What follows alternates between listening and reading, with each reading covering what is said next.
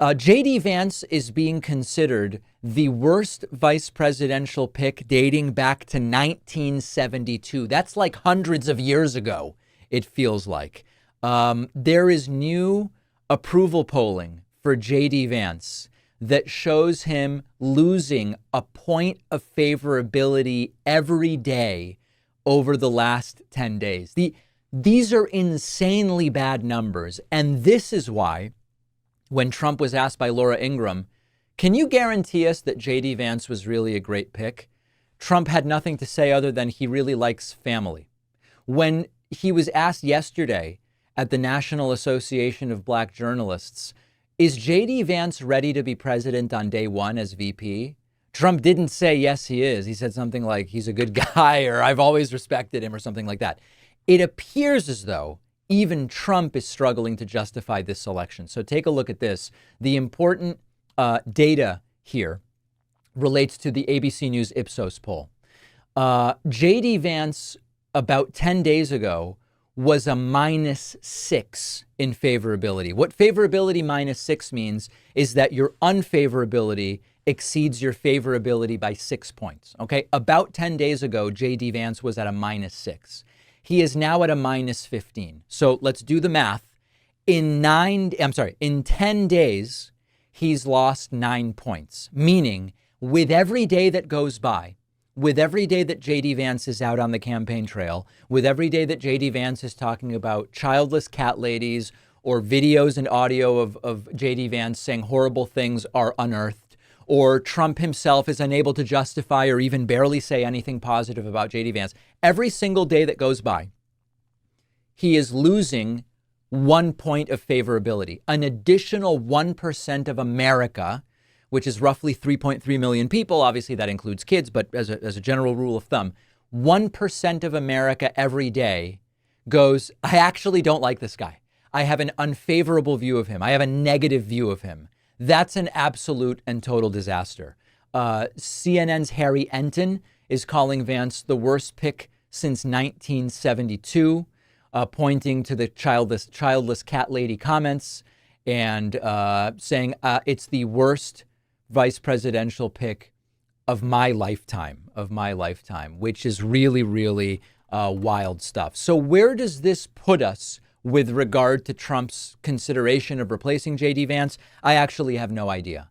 There are rumors on both sides. Yesterday, Tim Miller told us that it would be relatively difficult, actually, at this point to do it from a political standpoint. There's no rule. I mean, you could do it. I got a bunch of emails from folks in the audience who said, oh, you know what they're going to pull, David? They are going to do there is a health issue. JD Vance is having a health issue. I struggle to believe that. I struggle to believe that it would be credible. I don't think that that's going to be the situation. If there were to be a change to the VP running alongside Trump, I think it would be couched simply as Trump being Trump, making the difficult decisions, framing himself as the tough guy who's willing to go and say you're fired and just move on as quickly as they can, sort of the way the Democratic Party has from Joe Biden's candidacy. But I don't expect some kind of convoluted illness situation.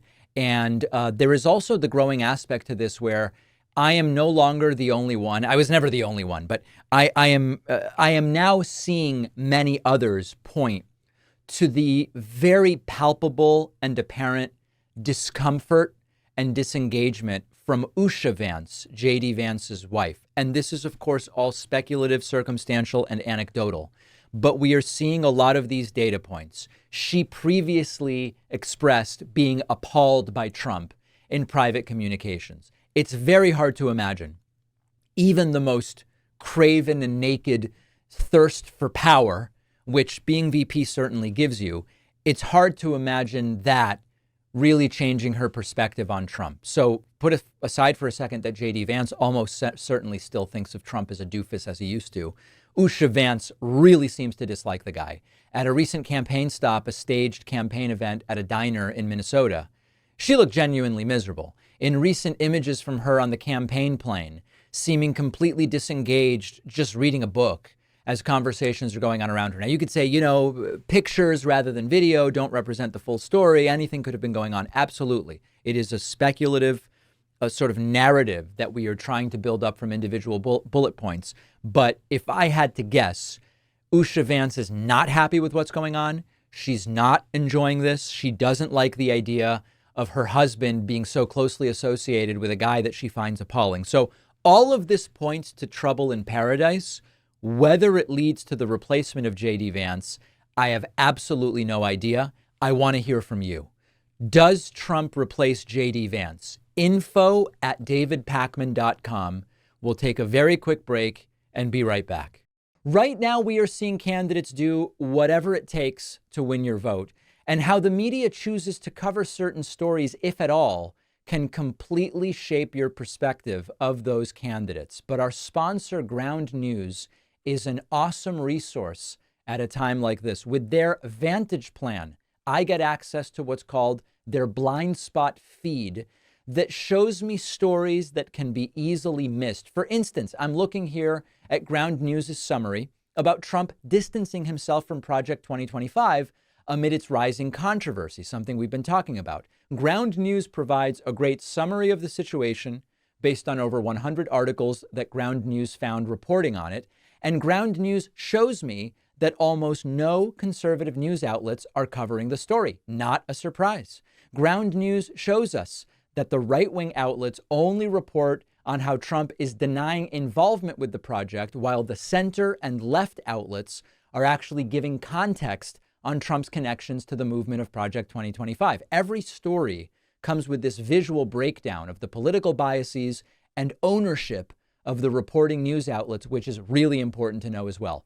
Go to ground.news/Pakman or scan my QR code for 40% off the same unlimited access Vantage plan that I use.